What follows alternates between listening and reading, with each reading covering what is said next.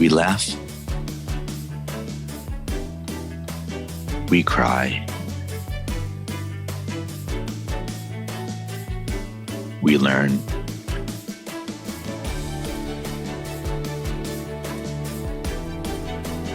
But really, what doesn't kill you makes you better at managing clients and everyone.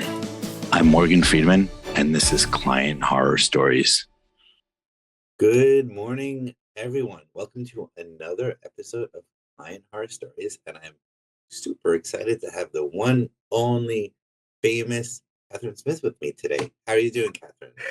I'm doing all right. Thanks so much for having me. Do you have an early morning coffee in hand? I do.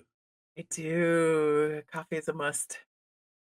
With my Starbucks mug, supporting big capitalist corporations. That's like a ceramic mug. That is hardcore support. By the way, a funny story on this. It's a huge mug in Starbucks, and I got it when I was went to Dallas for a business meeting, and I think it's funny because everything is bigger in Texas, and Yeah, even the Starbucks there sells huge cups. that checks out. That checks out. Like, coffee cups are kind of hard to come by sometimes. So when you get a good one, like a good solid big one, that's a treat, really. Absolutely. And with this, let's jump in. I'm all excited to hear about your craziest client horror story. Let's go. What happened? Sure. So I deal with clients a lot. My company does custom web development, and when I first started, it was just me. And so I was just dealing mainly with other kind of solopreneur clients, just people running their own businesses by themselves, building websites for them, updating websites, redesigning websites, migrating websites, things like that. And, it's fairly straightforward. When there's only one person, there's really only one person who makes decisions. Usually they say, hey, have this thing here, fix it. And, we take it over, or I would take it over, update it, redesign it, give it back. Everything would be great.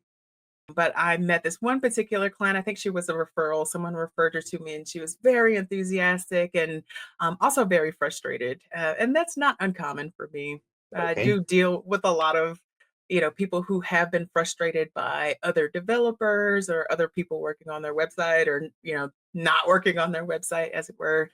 So it's not uncommon, right? Pretending to work on their website. Right, right, right. So yeah, so it's not uncommon to encounter someone with a non-functional, partially finished, or otherwise in a state of incompletion type website that they're just frustrated about, can't seem to get finished, can't seem to get momentum around it, and that's what this client was. He approached me and said, "Hey, listen, I want to create a website for my business." I think it was like an interior design business or something like that, but it was built on an e-commerce platform. So it's built on Shopify. She's saying it just, it's not looking good. I can't seem to get this done. I've been working with somebody who's ghosted me. Like, I've heard this story before, like Yeah. heard this story before. Absolutely. And so, I go into it thinking that, this is just going to be a textbook Shopify website because, Shopify is a very kind of structured platform. There are usually not a lot of surprises with Shopify websites. Sometimes, the code might be outdated, the theme might be outdated, but usually not a whole lot going on, not like with other platforms, like a WordPress or something like that, right? So I reach out to her and get the information about her website and ask her for the logon. And she says, I'm not sure how to log on to my website, which is also not uncommon for small business owners. You would be surprised how many people just kind of hand over the logins to their websites and are just like, yeah, sure, you work on it. Like, just get back to me when it's done. And so, thinking that this was kind of that situation, I'm like, okay, well, Shopify's got really excellent customer service. Let's reach out to them to see if they can help you get back into your website. And so she reaches out to Shopify. Before we hear what happens next when she reaches out to Shopify, Sure. I'm excited. I want to make an observation and dive in for a minute to this detail that she didn't have the login information, which is you point out that the correctly, it's same in my experience that at the same time, it's both like incredible that you don't have the login to your own website, but it's also incredibly common. To me, it's just really worth calling out how often people like don't have the keys to your own house. Like like you'll never give the keys to your own house out to like random strangers for no reason and not even have it yourself. But when you have a website, the thinking changes in Yeah. people's minds. I think that's a good point. I didn't even think about it as being like keys to an actual house, but I think you're right. Like, like, because there's actual dollars, especially attached to e-commerce websites. And once you have a login, you can kind of just do almost anything. You can log Oh in, yeah. you do an export of the whole site, cancel Oh the yeah. account, Oh yeah. change the ownership of the account. So it's interesting how people's minds bifurcate. Thinking about this from the client horror stories angle of seeing this as a risk factor, when someone tells me that, okay, I don't have access to my own website, to me that means one of two things. Either they are incredibly naive or they're really competent, or maybe both. A lot of times it is the former, I guess, just being naive. I really don't think people understand. To use your metaphor, it is like giving someone the keys to your house, but more specifically, it's like giving someone the keys to your store. So if you had an actual Oh, store, like, with even better products in it, example. like with products in it, imagine, just saying like, "Oh, hey, can you help me with this? Would you like the keys to the store? Oh, the cash Totally. register? Yeah, it's open, totes." Like, just like let yourself in. It'll be fine. I trust you. And so I think, yeah, just not understanding, like, even what is, And I guess, under the hood of a and but e-commerce store is part of and by the way, I like this metaphor. Let's build it out for a minute. By the way, your store variation is an awesome improvement over my house because it's so much more accurate. And I feel like there's a very common sense, obvious way that every human adult realizes, yeah, you have a store, you need to lock the cash register. At the night, you need to put the blinds down, lock Yes. it up. And but for like you like people understand basic security best practices for a physical store, Yeah. but as soon as anything digital comes, your mind stops thinking that way and says and just doesn't even take security into account. Right.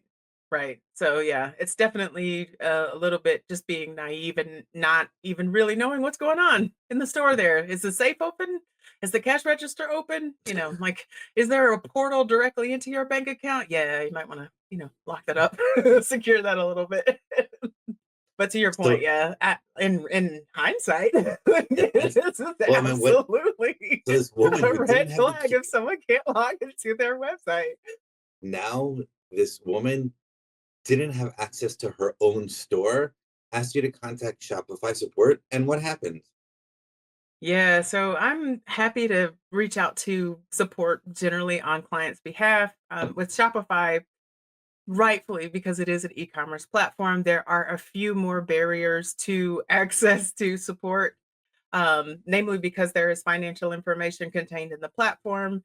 I'm not necessarily allowed to kind of contact them on behalf of Shopify. Like occasionally, as a developer, they will loop me in terms of troubleshooting with clients. Hmm. But for the most part, if I'm not like an authorized user on their account or an authorized like manager in the store, I can't participate in Right. customer support. So that's what was happening here. So I reached out to Shopify and Shopify wanted to verify that, we had the rights to actually make changes to the store. And as a non-authorized user, they couldn't share any information with me. So I was essentially kind of ghostwriting her support experience saying, tell them these things, say this. They're usually very helpful about these things. They should be able to get you right in. And so it wasn't going as planned because I know that people have to verify their identity and say, oh, they're and answer some questions about their account. I just assumed because she also did not have access to, like, she couldn't log into her website. So she probably also did not have access to the things needed to verify her identity.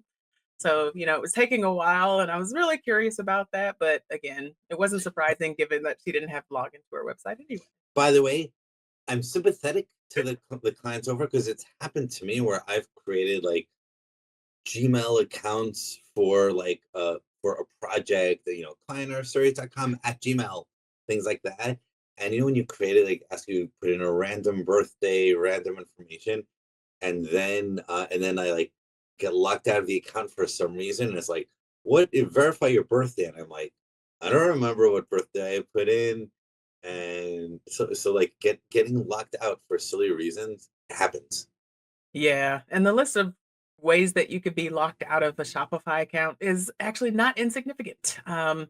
So when you set up your store, like if you, for instance, don't set up your tax documentation within a certain time, Mm, they will also kind of lock you out. So right. I've had that happen to clients before as well. So knowing that she had not logged into her website potentially at all or recently, I was anticipating that, other things were going on. So she doesn't have the login, but also she hasn't done her tax work. Also, she has, Right. Right. there may be other issues. So I wasn't surprised by it. Literally just sitting by waiting for her to be able to log into the account.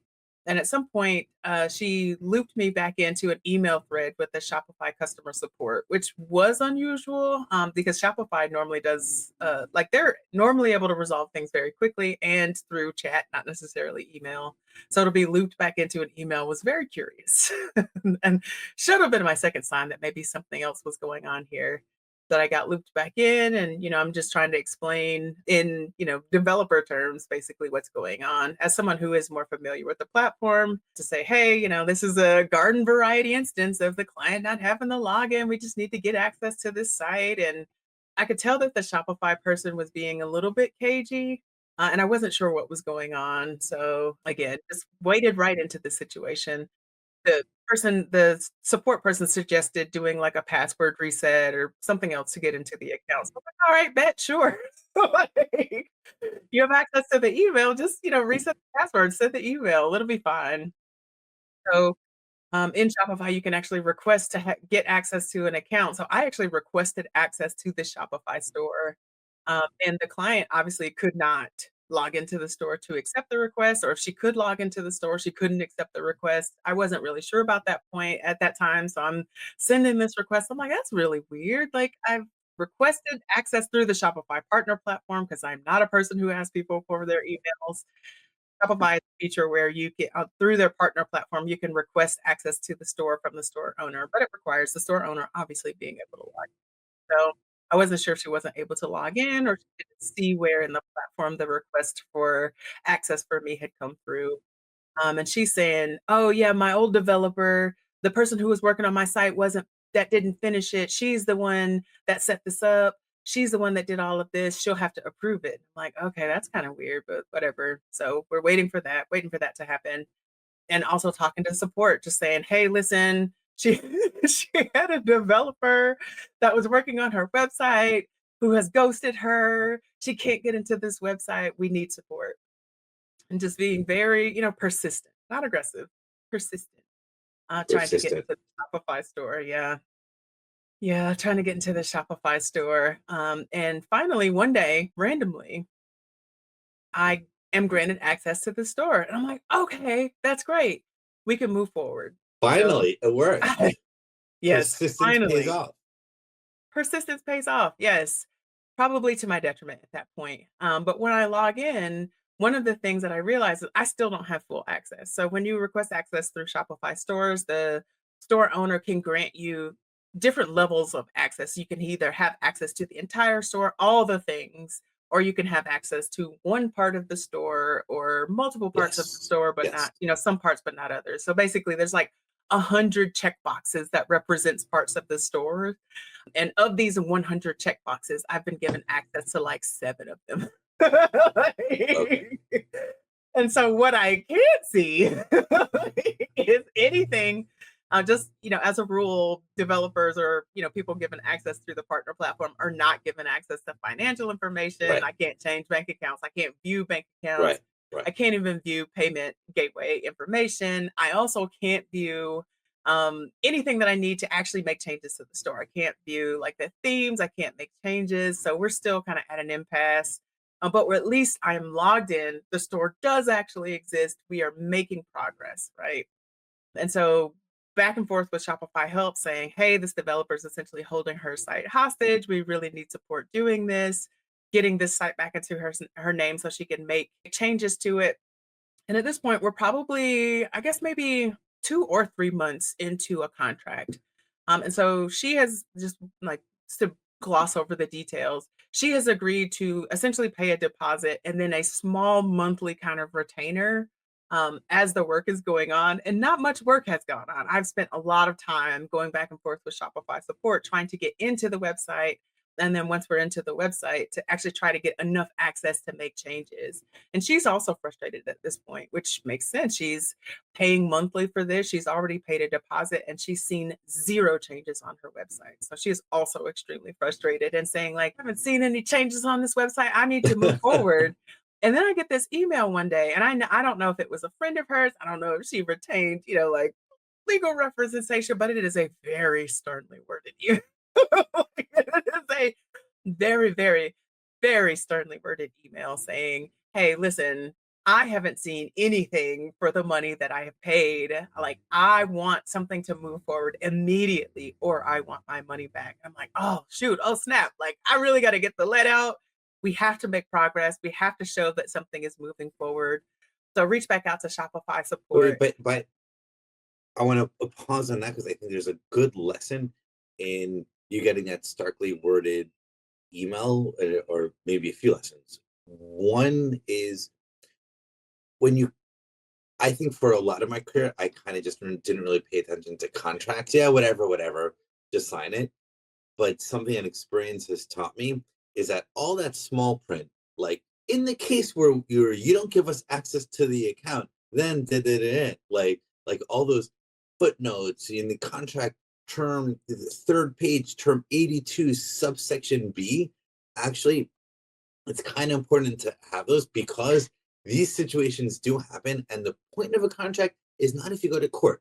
The point of a contract is to clarify the expectations beforehand so that you already know what's going to happen when shit like this happens.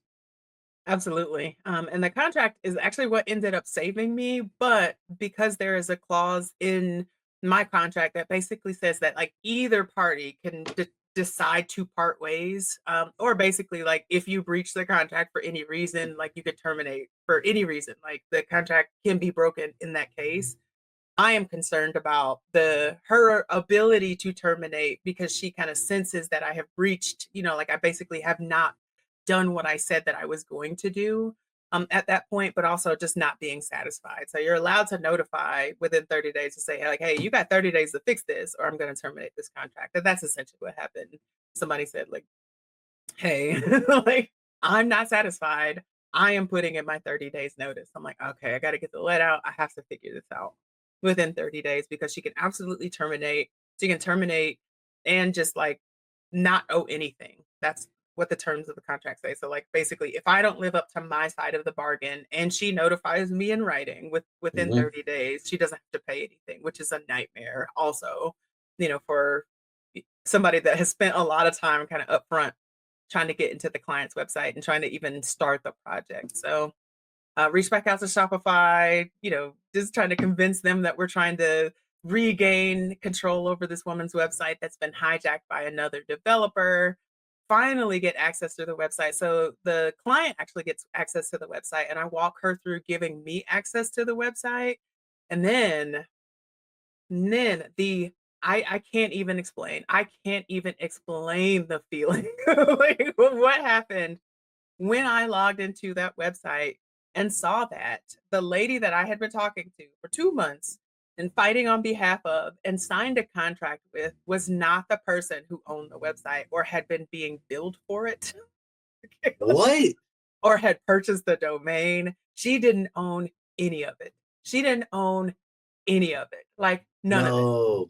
So I had spent almost 3 months at this point, essentially breaking into someone else's website on my client's behalf. Wow. That is unexpected because I think I would have acted exactly the same way as you. The different risks and things to prepare, I wouldn't even see that one coming. Didn't see it coming. Didn't see it coming. I mean, in hindsight, I'm like, there were signs. like, at no point was I like, is this her website? At no point did we seriously ask the question, like, are we sure that you own this? Thinking about it, I'm the sort of annoying person that likes to read the small print and like long contracts. I'm crazy, so I actually find stuff like that fun. But thinking about it, I realized that I have seen in contracts, like lines saying like so and so assures that they are the person that has the right to make an agreement on behalf of the company, language along those lines. And I never quite thought about, like, of course, like, I'm dealing with them, how can they not be? But actually, maybe it's a random person that's pretending to work on behalf of someone else. Or the thing that you're working on is not owned by the company you've contracted with, which is also not great. Because I did have a valid contract with her, but the thing that we were working on did not belong to her or her company, which wasn't great. Wow. And by the way, I'll also point out this is a formula for how I think a lot of malicious and evil stuff happens in the world.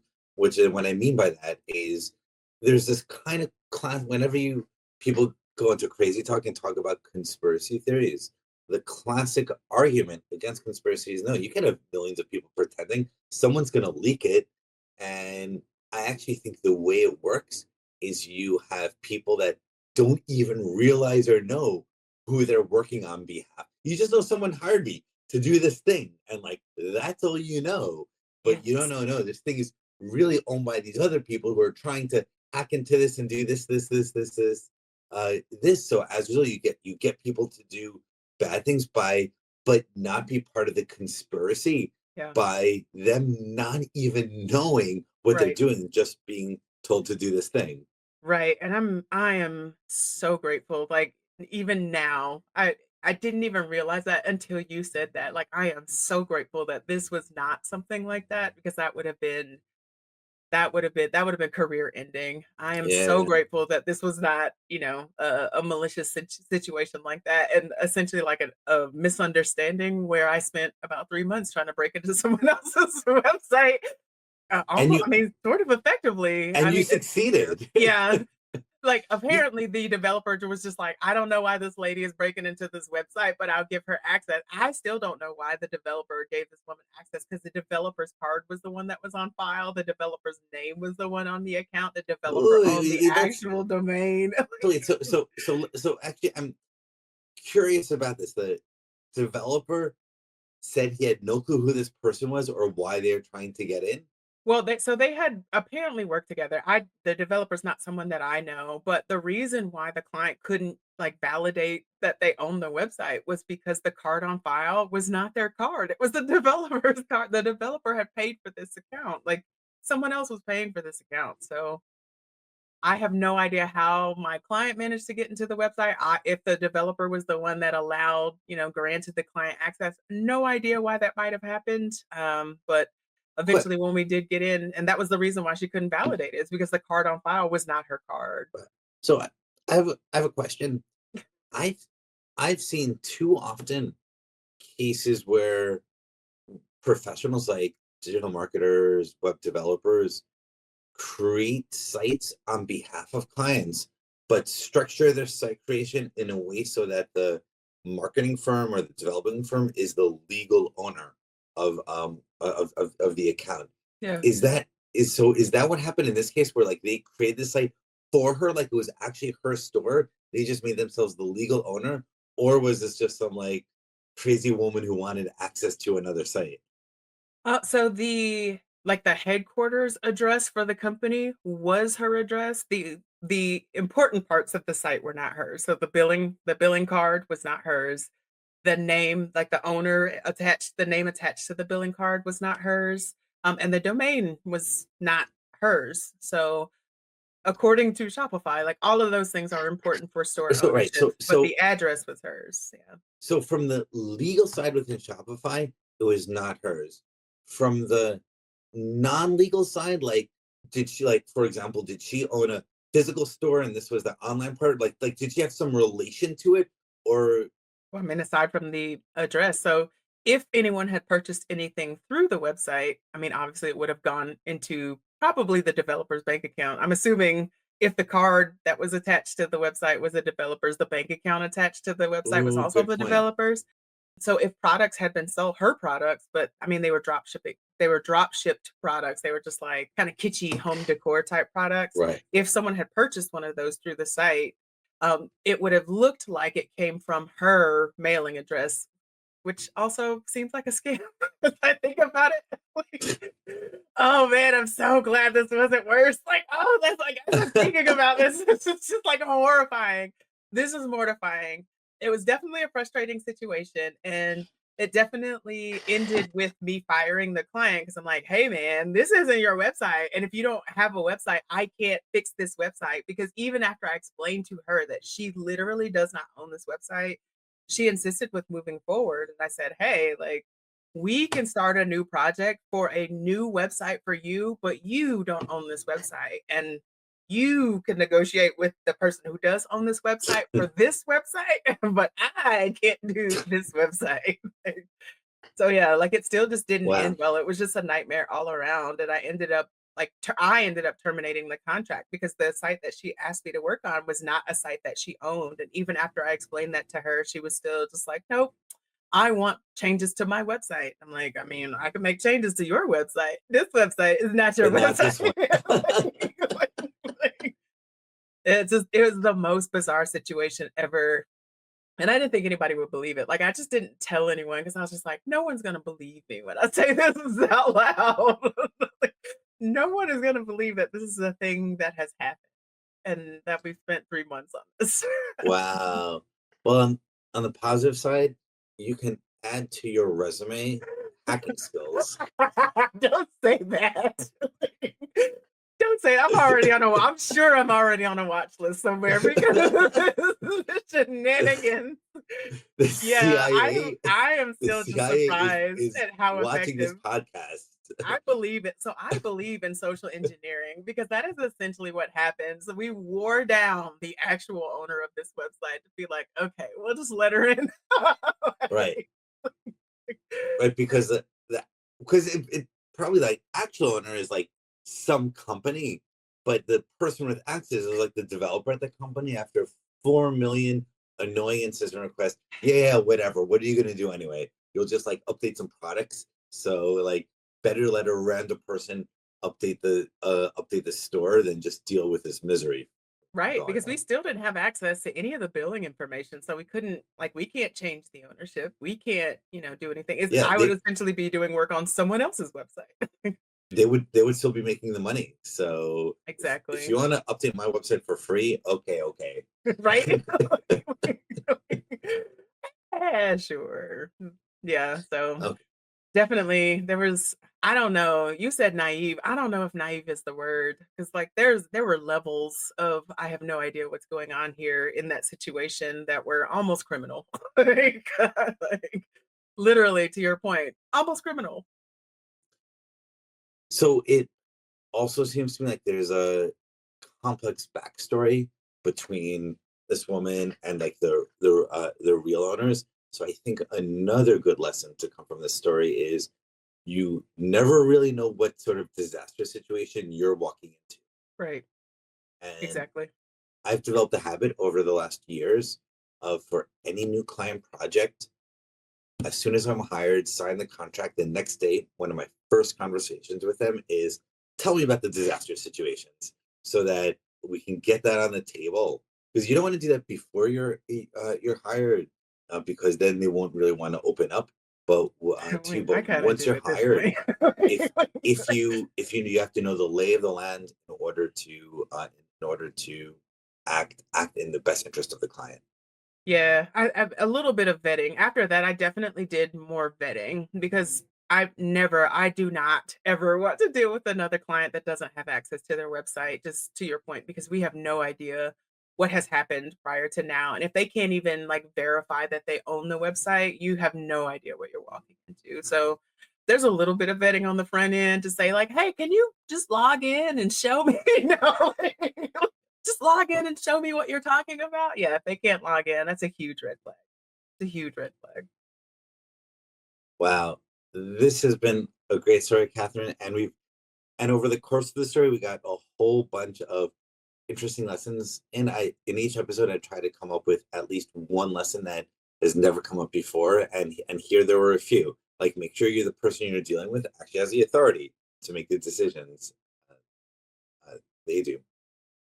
Yeah, I think that's really important because there are so many like actual scammers out there. And to your point, it works because different people in the chain have no idea who they're working for. So I hadn't even considered that before you said that. So I think that is so important. Like I taught me a lesson today. Like I learned more about It- that and just, just really knowing who you're working for and, you know, like what you're doing essentially because there's so many people out here and these scams are so dangerous, like you may just be a cog in a giant wheel that is, helping to defraud people out of their hard-earned money. So definitely a little bit of diligence and vigilance is important.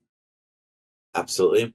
And those are insightful words to end this episode on. It's been fun, Kathryn, and it's been a great episode. Thank you for coming on. And everyone who's watched the episode until this point, I hope you've enjoyed it and learned as much as we have. Have a great day, everyone.